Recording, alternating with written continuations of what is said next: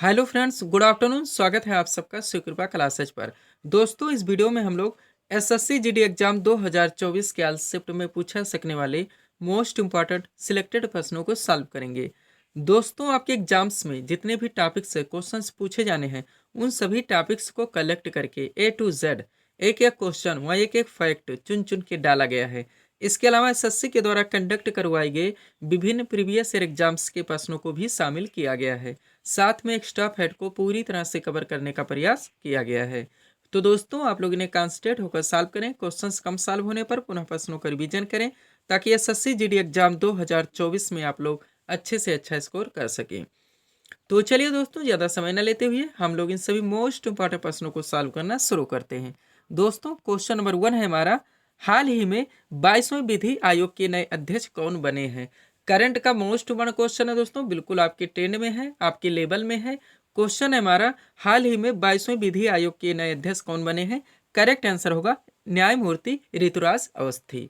अब चूंकि दोस्तों करंट से हमारा क्वेश्चन आया हुआ है, तो इस टॉपिक से जितने क्वेश्चंस बनते हैं, अधिकांश प्रश्नों को हम लोग यहीं पे कवर करेंगे। यही हमारे प्रिपरेशन की स्ट्रेटजी है दोस्तों, कि जिस भी टॉपिक्स को हम लोग उठाएंगे, उस टॉपिक्स के अधिकांश प्रश्नों को पूरे एक्स्ट्रा फेड के साथ वहीं पे कवर करेंगे। ध्यान दीजिएगा, आप लोग सारे क्वेश्चन सिलेक्टेड रखे गए हैं। पहला क्वेश्चन है हमारा, हाल ही में अंडर 19 एशिया कप 2023 का खिताब किस टीम ने जीता। तो बांग्लादेश की टीम ने जीता है। आपके एग्जाम के लिए मोस्ट वन रहेगा, डबल स्टार कर लीजिएगा इस क्वेश्चंस को। अगला क्वेश्चन है हमारा, हाल ही में विश्व बैंक के 14वें अध्यक्ष के रूप में किसे चुना गया है। तो अजय बंगा को। किन्हें? अजय बंगा को। प्रीवियस ईयर एग्जाम्स में जितने भी दोस्तों क्वेश्चंस पूछे गए, जितने भी एसएससी के द्वारा कंडक्ट करवाए गए हैं, आप देखिएगा ये सारे टॉपिक्स आपके हर शिफ्ट में दोस्तों क्वेश्चंस रन किए हैं। अगला क्वेश्चन है हमारा, राष्ट्रीय परीक्षण एजेंसी यानी कि एनटीए, आप लोग नाम सुने होंगे, नेशनल टेस्टिंग एजेंसी, जो कि बहुत सारे एग्जाम्स को कंडक्ट करवाती है। क्वेश्चन है, राष्ट्रीय परीक्षण एजेंसी यानी कि एनटीए के नए महानिदेशक कौन बने हैं। तो सुबोध कुमार हैं। एक एक क्वेश्चन आपके ट्रेंड में है दोस्तों। नेक्स्ट है, सीमा सुरक्षा बल यानी कि बीएसएफ के नए महानिदेशक कौन बने हैं। तो नितिन अग्रवाल हैं। नेक्स्ट क्वेश्चन है, अंतर्राष्ट्रीय प्रवासी दिवस कब मनाया जाता है। तो 18 दिसंबर को। करंट रिलेटेड है, ध्यान दीजिएगा। अगला है हमारा, हाल ही में राष्ट्रीय उपभोक्ता अधिकार दिवस कब मनाया गया। तो 24 दिसंबर को। अगला क्वेश्चन है, हाल ही में विजय हजारे ट्रॉफी 2023 किस टीम ने जीता है। तो ये हरियाणा की टीम ने जीता है। वह हाल ही में राजस्थान के नए मुख्यमंत्री के रूप में किसे चुना गया। तो भजन लाल शर्मा को। पूरी तरह से दोस्तों आप लोग इन क्वेश्चंस के से प्रिपेयर रहेंगे। आप देखेंगे आपके हर शिफ्ट में यहाँ से अधिकांश क्वेश्चन देखने को मिलेंगे। नेक्स्ट है, भारत का पहला वेटलैंड शहर कौन सा बनेगा। तो उदयपुर, राजस्थान। नेक्स्ट है, राष्ट्रीय उपभोक्ता अधिकार दिवस कब मनाया जाता है। 24 दिसंबर को। रिपीटेड आ गया है। भारत के 78वें ग्रैंड मास्टर कौन बने हैं। तो कौस्तुभ चटर्जी हैं। नेक्स्ट है, किस राज्य में भारत की पहली हाइड्रोजन संचालित ट्रेन चलाई जाएगी। तो हरियाणा में। वह ब्रिक्स शिखर सम्मेलन 2024 की मेजबानी कौन सा देश करेगा। तो रूस के द्वारा की जाएगी। तेईस आप लोग जानते हैं दोस्तों, अगस्त में हुआ था। कहाँ पे? जोहान्सबर्ग, दक्षिण अफ्रीका। कभी नहीं भूलेंगे। करंट का क्वेश्चन हम लोग पूरी तरह से रट चुके हैं। अगला है, हाल ही में किसे गवर्नर ऑफ द ईयर 2023 पुरस्कार से सम्मानित किया गया। तो शक्तिकांत दास हैं। नेक्स्ट, हाल ही में किसने वन्य जीव संरक्षण पुरस्कार 2023 जीता है। तो आलिया मीर हैं। वह G7 शिखर सम्मेलन 2023 कहाँ पर आयोजित हुआ। हिरोशिमा, जापान में। कभी नहीं भूलेंगे। और G20 कहाँ पे आयोजित हुआ था। 23 का भारत में, आप लोग जानते होंगे। और 24 में कहाँ पे आयोजित होगा। ब्राजील में। पूरी तरह से प्रिपेयर रहेंगे। अगला क्वेश्चन है हमारा, हाल ही में विजय हजारे ट्रॉफी 2023 किस टीम ने जीता। हरियाणा से। रिपीटेड है, मोस्ट इंपॉर्टेंट है, पूरी तरह आपके ट्रेंड में रहेगा। तो ये थे दोस्तों क्वेश्चन करंट के, जिनको हम लोगों ने एक साथ कवर किए हैं। आगे चलते हैं नेक्स्ट क्वेश्चन की ओर। थोड़ा सा यहाँ पे पीडीएफ के बारे में बात करेंगे दोस्तों, ध्यान दीजिएगा आप लोग। 2 पीडीएफ हमारा लगा हुआ है। सबसे पहले बिहार एसएससी के बारे में बात करते हैं। इसका भी एग्जाम नजदीक आ रहा है दोस्तों। इसमें जो आपका पाठ्यक्रम है जीके जीएस, जिसमें आपका जनरल साइंस भी शामिल है। आप लोग जानते हैं जनरल साइंस यानी सामान्य विज्ञान का बिहार एसएससी के एग्जाम में अच्छा खासा वेटेज है। लगभग 25 क्वेश्चन के आसपास पूछे जाएंगे। वह करंट अफेयर्स, इन सभी के दोस्तों पाठ्यक्रम को पूरी तरह से 25 पीडीएफ के जरिए कंप्लीट कर लिया गया है।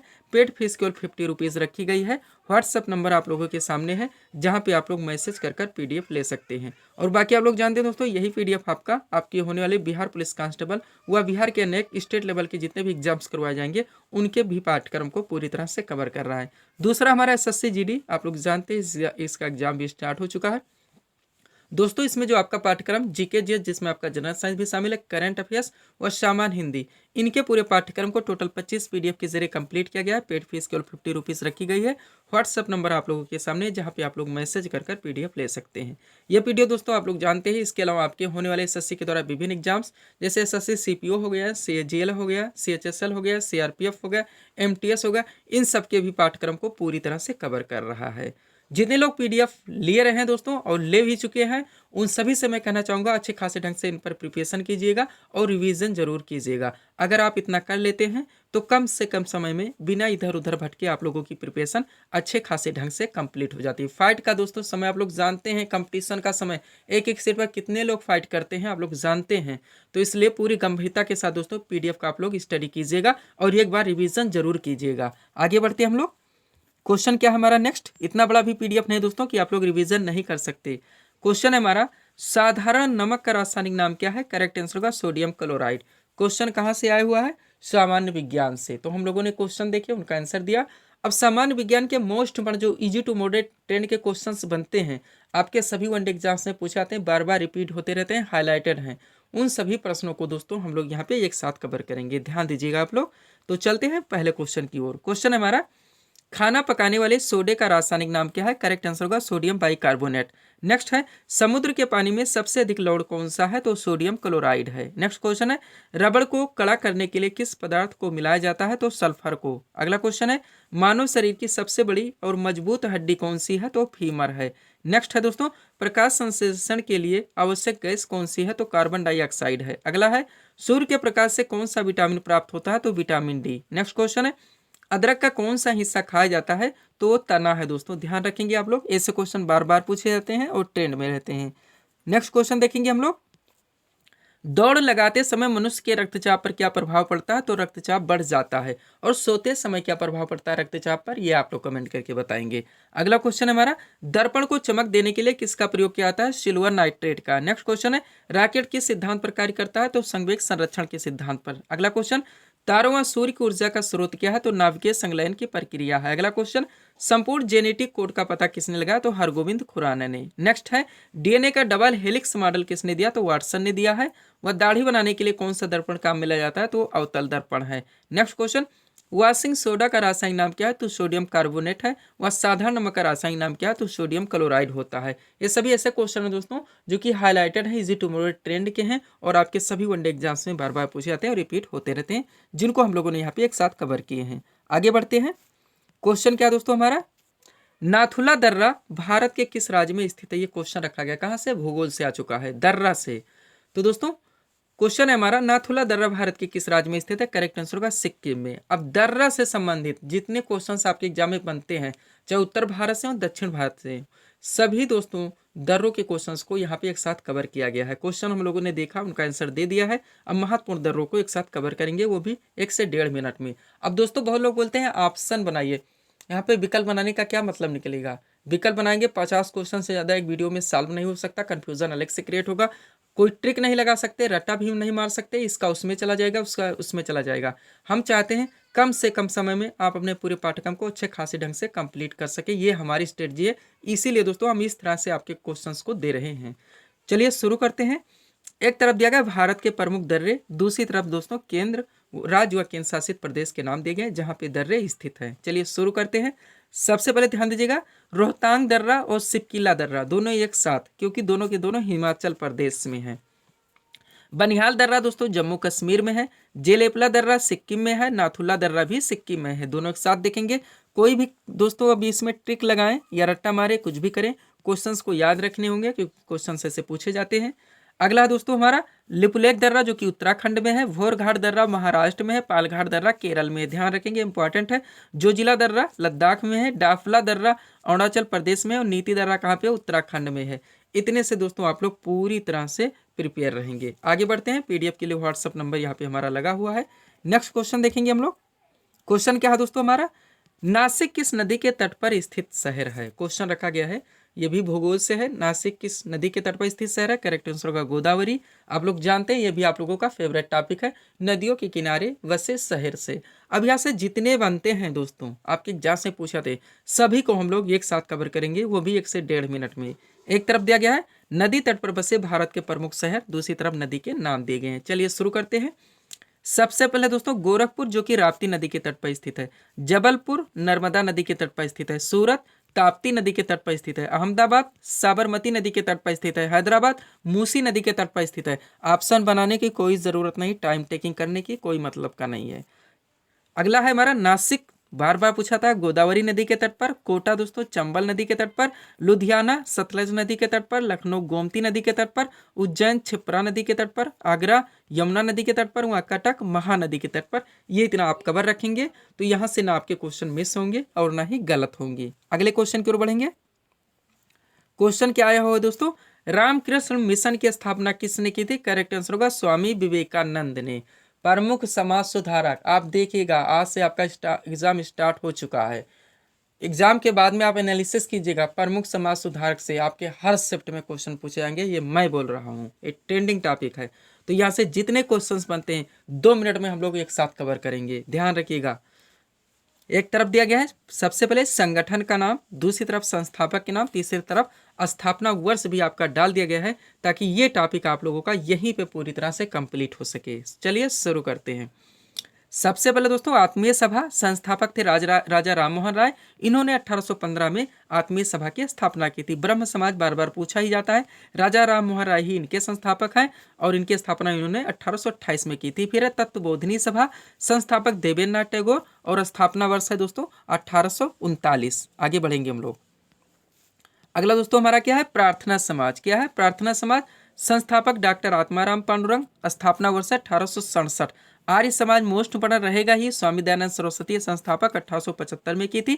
रामकृष्ण मिशन भी आपका हाईलाइटेड है, स्वामी विवेकानंद है, 1897 में इन्होंने रामकृष्ण मिशन की स्थापना की थी। सत्यशोधक समाज आप लोग जानते हैं, हाईलाइटेड ये भी है, ज्योतिबा फुले इनके संस्थापक है, 1873 में इन्होंने सत्यशोधक समाज की स्थापना की थी। फॉरवर्ड ब्लॉक सुभाष चंद्र बोस हैं, 1939 में की थी। स्वराज पार्टी मोतीलाल नेहरू हैं, 1923 में की थी। कब? 1923 में। आगे बढ़ेंगे, 2-4 और रह गए हैं। क्या क्या दोस्तों, होम रूल लीग, ये भी मोस्ट बना रहेगा, एनी बेसेंट व तिलक इनके संस्थापक हैं। इन्होंने 1916 में होम रूल लीग की स्थापना की थी। भारत संघ के संस्थापक सुरेंद्र नाथ बनर्जी, 1876 में इन्होंने भारत संघ की स्थापना की थी। मुस्लिम लीग की स्थापना संस्थापक दोस्तों कौन है? आगा खां एवं सलीमुल्लाह खां, और इन्होंने 1906 में मुस्लिम लीग की स्थापना की थी। खिलाफत आंदोलन अली बंधु है, 1919 में हुई थी। और आदि ब्रह्म समाज के संस्थापक देवेंद्रनाथ टैगोर हैं, इन्होंने 1866 में आदि ब्रह्म समाज की स्थापना की थी। ये भी टॉपिक आप लोगों का लगभग 2 मिनट में पूरी तरह से कंप्लीट हो चुका है। आगे बढ़ेंगे हम लोग। अगला क्वेश्चन हमारा क्या है दोस्तों, ध्यान से देखेंगे। कलिंग पुरस्कार किस क्षेत्र में दिया जाता है? ये क्वेश्चन रखा गया, करेक्ट आंसर होगा विज्ञान के क्षेत्र में। अब क्वेश्चन कहाँ से आए? जो महत्वपूर्ण पुरस्कार है, चाहे राष्ट्रीय लेवल पे हो चाहे अंतर्राष्ट्रीय लेवल पे हो, बार बार पूछा था। बुकर पुरस्कार, कलिंग पुरस्कार दोस्तों, पतंजलि पुरस्कार, उसके बाद में पुलित्जर पुरस्कार, बार बार ये सारे हाईलाइटेड हैं और सभी को यहाँ पे पूरी तरह से कवर कर लिया गया दोस्तों। जितने भी पुरस्कार के हो, चाहे राष्ट्रीय लेवल के हो अंतर्राष्ट्रीय लेवल के हो, आपका फेवरेट टॉपिक है। तो चलिए शुरू करते हैं। क्वेश्चन हमारा हो चुका है, कलिंग पुरस्कार के क्षेत्र में दिया जाता है विज्ञान के क्षेत्र में। अब एक तरफ देगा अंतर्राष्ट्रीय पुरस्कार एवं सम्मान, दूसरी तरफ क्षेत्र, इसके बाद राष्ट्रीय देखेंगे, पहले अंतर्राष्ट्रीय। चलिए सबसे पहले नोबेल पुरस्कार, ध्यान दीजिएगा, ट्रिक बताता हूं, सबसे पहले ध्यान रखिएगा। नोबेल पुरस्कार टोटल 6 क्षेत्रों में दिया जाता है, ये ध्यान रखेंगे। बार बार पूछा था कौन कौन से क्षेत्र हैं, साहित्य है, चिकित्सा है, भौतिकी है, रसायन है, अर्थशास्त्र एवं शांति।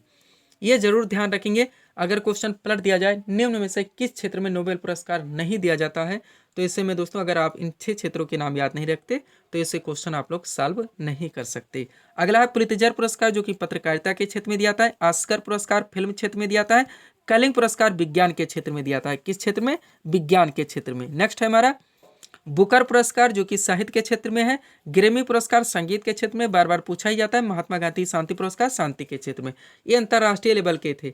अब कोई भी दोस्तों आप लोग ट्रिक लगाएं, रट्टा मारें, कुछ भी करें, क्वेश्चंस को याद रखने होंगे। इसलिए मैं बार बार रिवीजन व पीडीएफ के बारे में बोलता रहता हूँ, क्योंकि पीडीएफ ऐसी विषय वस्तु हो जाती है जिससे आप लोग कम से कम समय में अपने पूरे पाठ्यक्रम को कंप्लीट कर लेते हैं। अब चलिए राष्ट्रीय लेवल पे देखते हैं। एक तरफ देखा राष्ट्रीय पुरस्कार एवं सम्मान, दूसरी तरफ क्षेत्र। सबसे पहले दादा साहब फाल्के पुरस्कार, जो कि फिल्म के क्षेत्र में दिया जाता है। ज्ञानपीठ पुरस्कार साहित्य के क्षेत्र में।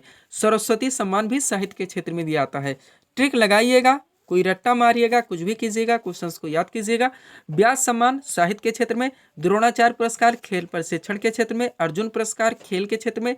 धनवंतरी पुरस्कार चिकित्सा के क्षेत्र में गोविंद वल्लभ पंत पुरस्कार सर्वश्रेष्ठ सांसद को दिया था। चमेली देवी पुरस्कार पत्रकारिता के क्षेत्र में थोड़ा सा और रह गया है। क्या क्या दोस्तों?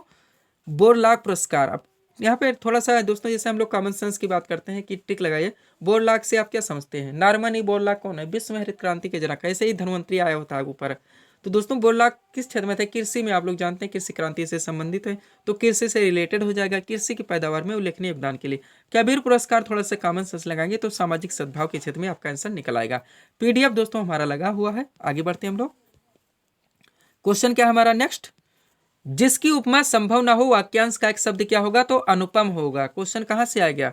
हिंदी के वाक्यांश के अनेक शब्द से एक शब्द। हम लोगों ने क्वेश्चन देख लिया, उनका आंसर दे दिया है। अब ऐसे जो मोस्ट मार्क वाक्यांश के एक शब्द से क्वेश्चन बनते हैं उनको एक साथ कवर करेंगे, ध्यान दीजिएगा आप लोग।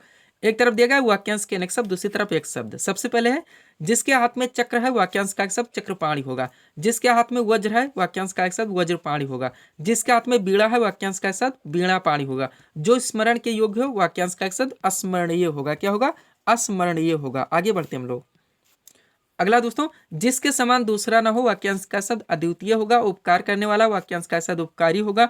शिव का उपासक, वाक्यांश का शब्द शैव होगा। विष्णु का उपासक, वाक्यांश का शब्द वैष्णव होगा। बुद्ध का अनुयायी, वाक्यांश का शब्द बौद्ध होगा। जो सब कुछ जानता है, वाक्यांश का शब्द सर्वज्ञ होगा। जिसके हृदय में ममता नहीं है, वाक्यांश का शब्द निर्मम होगा। जिसे भय नहीं है, वाक्यांश का शब्द निर्भय होगा। क्या होगा? निर्भय होगा। अगला क्या है दोस्तों? साहित्य से संबंधित वाक्यांश का साहित्यिक होगा। इतिहास से संबंधित वाक्यांश का शब्द ऐतिहासिक होगा। अब एक बात यहाँ पे ध्यान रखेंगे, हिंदी के क्वेश्चन आप जब एग्जाम में सॉल्व करेंगे वर्तनी पर फोकस रखेंगे। कम से कम वर्तनी के मिस्टेक से हमारे क्वेश्चन गलत नहीं होने चाहिए। आगे बढ़ते हैं हम लोग। क्वेश्चन क्या है नेक्स्ट हमारा दोस्तों? सरदार सरोवर बांध किस नदी पर स्थित है? करेक्ट आंसर होगा नर्मदा नदी पर। क्वेश्चन कहां से आ चुका है दोस्तों? जीके से, भूगोल से। अब यहाँ पे ऐसे क्वेश्चन सॉल्व करेंगे जो कि जीके के आपके, चाहे वो हिस्ट्री के हों, ज्योग्राफी के हों, पॉलिटी के हों, इकोनॉमी के हों, आपके विविध के सारे चैप्टर से हों या सामान्य विज्ञान से हों। इजी टू मॉडरेट ट्रेंड है, आपके सभी एग्जाम्स में बार बार पूछे जाते हैं, हाईलाइटेड है। उन सभी प्रश्नों को एक साथ एकत्र कर लिया गया है और यहाँ पे हम लोग सॉल्व करेंगे। तो चलिए दोस्तों पहले क्वेश्चन से शुरू करते हैं हम लोग। क्वेश्चन है हमारा, लोनार झील किस राज्य में स्थित है? करेक्ट आंसर होगा महाराष्ट्र में। भारत में मीठे पानी की सबसे बड़ी झील कौन सी है? तो बुलर झील है। भारत में खारे पानी की सबसे बड़ी झील कौन सी है? तो सांभर झील है। मध्य प्रदेश के नए मुख्यमंत्री कौन बने? तो डॉक्टर मोहन यादव।